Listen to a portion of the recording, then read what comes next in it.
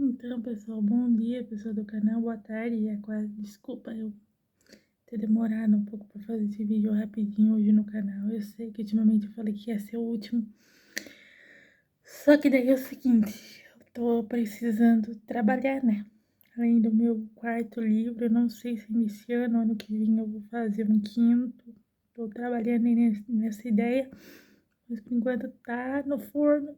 Os pãozinhos, tá? A gente tá trabalhando na massa. Digamos, uma expressão ainda nas coisas, então não posso adiantar nada. Mas vão vir os dois novos esse ano ainda assim, tá? O Enxágue e Seca, o Preço do Prazer, uma companhia de aluguel. E a história de Chris Villand e Roger Rabbit, que não era um coelho até então. Se não me engano, são os nomes desses dois. Deixa eu quase que custa apenas R$1,99. Já errei no nome do primeiro livro, mas tudo bem. Leva isso. Eu acabei de lanchar. Agora eu tô aqui tentando fazer esse vídeo mais curtinho, porque vocês lembram que eu contei que eu passei por essa experiência espiritual e física muito difícil ultimamente, um ano retrasado na minha casa. Então, eu vim falar um pouquinho sobre isso, como é que tá sendo tudo até então. Assim, gente, aquela coisa, eu nunca tive essas coisas físicas e espirituais, nunca assim. Minha mãe é que era mais médium, espírita, que era muito ligada com espiritualidade, muito conectada com essa coisa de energia, de intuição feminina, de religiosidade. Eu já não sou esse tipo de pessoa. A única coisa mais que eu creio muito é que Jesus vai voltar, né? Isso aí a gente não tem como negar, não tem nem como cogitar, né? Nem pensar outra coisa, mas assim, eu vim falar um pouco de, como é que eu posso explicar, de Jesus nesse sentido, porque para mim, né, eu que acompanhei um pouco a Bíblia, desculpa, desde que era mais nova, porque eu era criança, Jesus, quando mais novo, ele tinha um dom de pregar, pelo que eu percebi, depois que ele nasceu, teve toda essa questão do nascimento dele, dos 3 reis magos, quem lê a Bíblia já deve saber mais ou menos como é que foi tudo. E ele nasceu na manjedoura, né, que é o estábulo e tal. Mais simples, mas aquela coisa toda, com Maria, que é a mãe dele, e o carpinteiro, que é José, seu pai. E aí, o que acontece? Ele ia, quando mais novo, ia muito pregar nas sinagogas, né? Para os escribas, para os mestres sobre o reino do céu, aquela coisa toda. E uma coisa legal que eu acho em Jesus é que ele tinha muita convicção desde que ele nasceu das coisas que ele queria fazer, entendeu? Assim, que ele já estava se preparando para fazer, entendeu? Que assim, você, eu, qualquer pessoa, nossa, eu acredito muito nisso. Nós somos uma joia lapidada por Deus, em todos os sentidos. Só que às vezes a gente passa por certos processos, por certos desafios, vamos colocar assim. E alguns deles nem sempre a gente tem como prever como é que as coisas vão se dar ou não.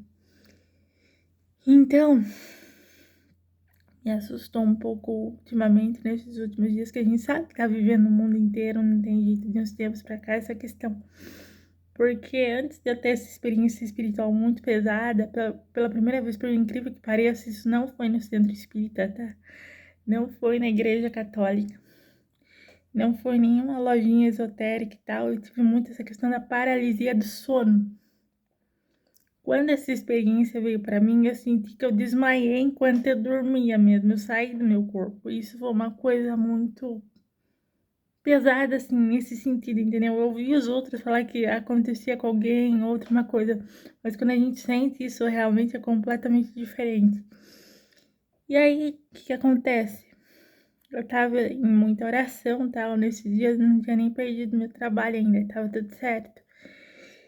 E aquilo foi um baque tão grande na minha vida que eu pensava, Deus, e agora, será que eu realmente vou sair dessa experiência toda, né? Porque quando vem pra gente, a gente sente o choque da coisa, né? Fica uns dias meio, será que aquilo foi real? Será que foi só um momento ficcionoso? Foi uma fantasia? Uma piração que eu tive, mas foi tão real aquilo tudo, que a mim parece que a minha alma, meu espírito saiu do corpo e veio me mostrar tudo aquilo de alguma maneira ou outra. E eu acredito que tem muito dedo de Deus nessas coisas assim, porque ele não revela essas coisas o tempo inteiro para qualquer um, entendeu?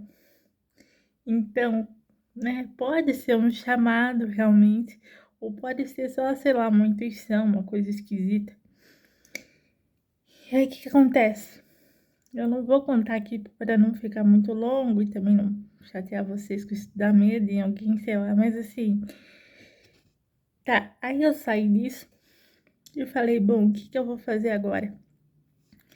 E às vezes eu me sentia meio como Jesus, sabe, muito novo, aquela coisa assim, sabe, eu vou pregar, eu vou falar alguma coisa boa para alguém, mas eu não tenho certeza do que eu tô passando realmente. Sabe aqueles dias de chuva que você sabe que tá chovendo, sabe que tá frio, sabe que você tá de bota, de casaco, de luva, de cachecol, de tudo, mas você não sabe se você quer abrir o guarda-chuva ou não. Você vai atrapalhar de pegar essas coisas no meio do caminho dentro da bolsa. Eu saí um pouco com essa sensação disso tudo. Então, desculpa. E às vezes a gente se sente, acho que é normal, é natural, meio quebrado também. Mas que nada que Deus não possa consertar, entende? Então, eu fiquei um pouco receosa de fazer os vídeos no canal falando um pouquinho mais no bom sentido sobre isso, porque eu tô aqui para ajudar você.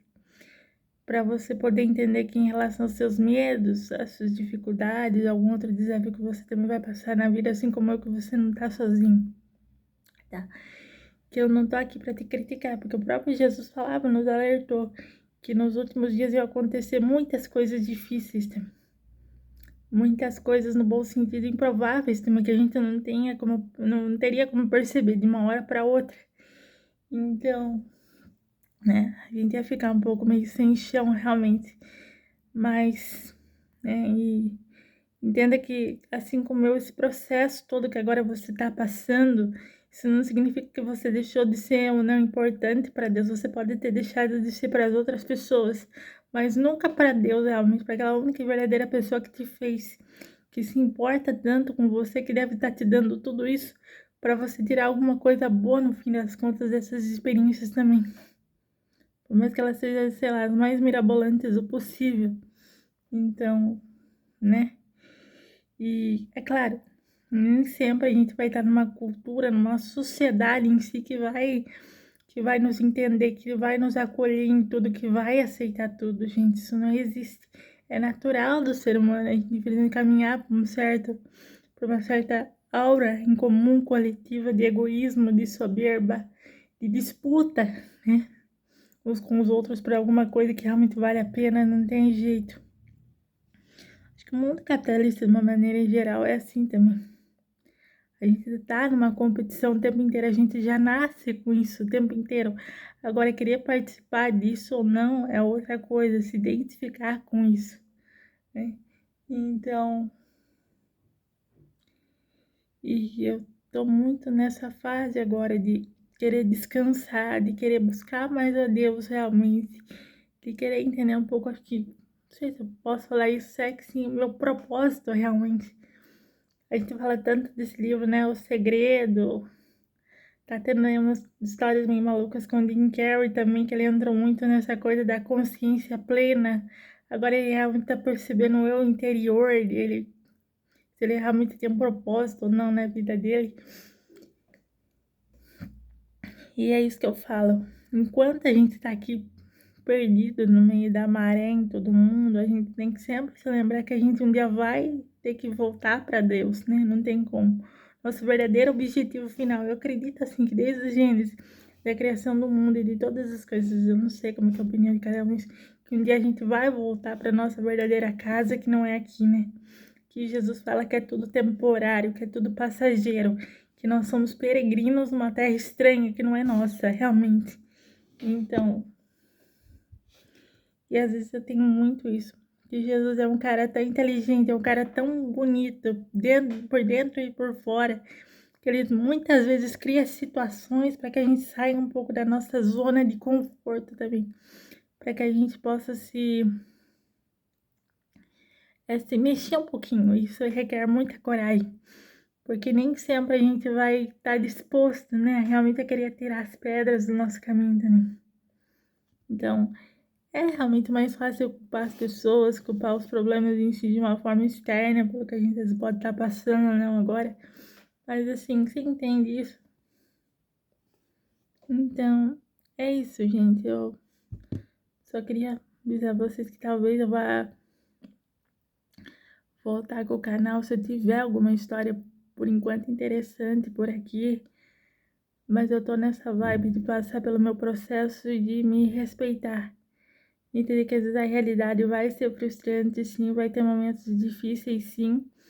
Mas o importante é que Deus, ele nos ajuda a superar, ele nos inspira, né? A não ficar no chão o tempo inteiro, a se reerguer, a se levantar da melhor maneira possível e fazer aquilo que a gente sabe que tá no nosso alcance de bom, sabendo que nem todas as coisas aqui vão ser perfeitas realmente e vão ser como a gente espera realmente, até então nesse sentido, pelo visto nisso tudo, né? Quer dizer, Deus nunca dá uma bênção para qualquer que seja, para qualquer pessoa que seja, sem antes que procurar entender se essa pessoa realmente está preparada para receber aquilo ou não, se essa pessoa está pronta realmente para estar naquilo, naquele determinado momento bom da vida dela ou não, entendeu? Por exemplo, acho que Deus nunca vai, no bom sentido, tá? Não tô falando isso pra colocar você pra baixo, pra deixar você muito triste, deprimido, sei lá o que, mas pensar que esse é seu karma, que você só nasceu pra sofrer assim como eu, não é nada disso. Eu acho que Deus nunca vai dar todo o céu pra gente, né? Pra gente chegar lá na frente e querer desperdiçar aquilo. Acho que deve ser uma coisa tão bonita, tão boa, que Ele realmente não vai dar tamanho tesouro, tamanho preciosidade na mão de qualquer pessoa que Ele vai jogar aquilo fora ou tratar aquilo como se realmente não fosse nada. Então, eu acredito muito nisso.